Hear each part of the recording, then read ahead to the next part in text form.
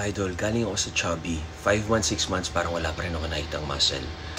Actually, kung medyo overweight tayo, kailangan 15% body fat para makita mo yung mga cuts, muscles, lalo na yung abs, 2-pack or 4-pack. Pag 15 to 12% body fat, depende na yan sa genetics. So, lagi ko advice, pag medyo overweight tayo, calorie deficit, yung kinakain natin, mas konti, mas maraming galaw, and then mag-build ka na rin ng muscle para ganahan ka. Yung timbang mo, kung di gagaang, okay lang yun kasi napapalitan ng muscle, mas dense ang muscle kaysa sa fat. Pero kung gusto mo talagang ma-feel yung pagkapayat mo, tas wala kang time mag-gym, kahit di ka na mag-cardio, kahit di ka na mag-walking, konti lang kainin mo, calorie deficit tawag dun.